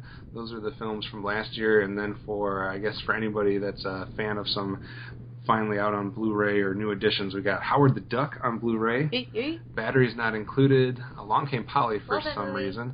If you're a Species fan, you got Species 2, Species 3, and Species The Awakening. And, yeah. So we finally can see Macbeth? Yeah, we can finally see Macbeth. As far as theater releases, That's also streaming on Amazon as well, so. Macbeth is? Yep. Oh, cool. Excellent.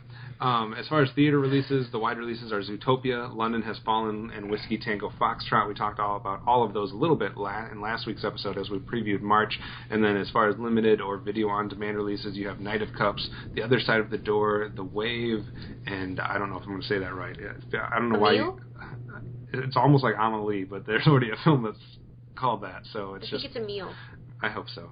Emily? Maybe Emily. It seems like it's the plot for that film makes it sound exactly like The Visit from last year, except instead of grandparents, the kids are with a babysitter that is not who they think she is. So, but I don't know why I'm talking about that film. But Dan, if you had your choice of all those films that we just mentioned, which one are you most interested in? Well, the Blu-ray for Howard the Duck is super, super enticing. The fact that movie is going to Blu-ray is insane to me. In Xanadu, it's wow. I forgot about that.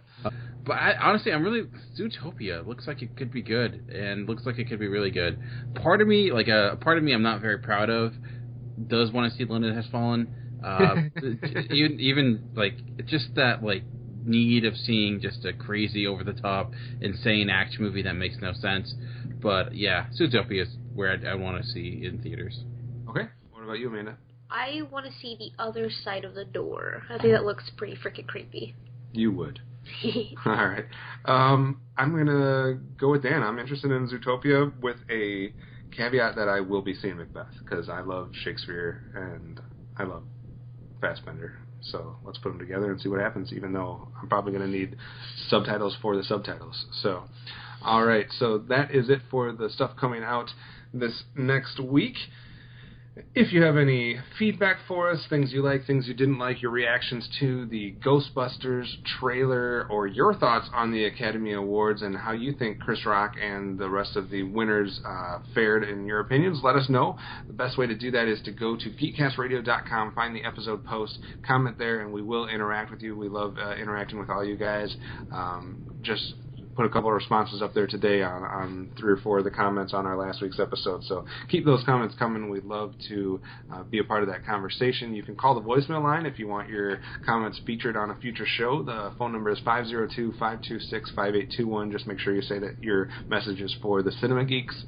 You can visit the Facebook page by searching Geekcast Radio Network. That way you can keep up to date every time there's a new blog or episode, Talking in Circles, Cinema Geeks. I just posted finally the top 100 films to watch in 2016, so you can check that out and let me know your thoughts on that. You can also interact with us via Twitter. Even though we're called the Cinema Geeks, our Twitter handle is actually at Cinema Geekcast. So make sure you add the cast at the end there. Amanda, what is your Twitter? Hard Candy Mandy, eyes, no wise. Dan, how can people interact with you on Twitter? I am at Movie Revolt. And I am at Optimus Solo. So that is it for us for this week. Be sure to check in next week when I believe we'll be giving you the episode featuring the draft for the second season of the Podcasters of Film Fantasy League. So if everything goes according to plan, that's what we'll be bringing you guys next week. So tune in for another chance to listen to the Cinema Geeks.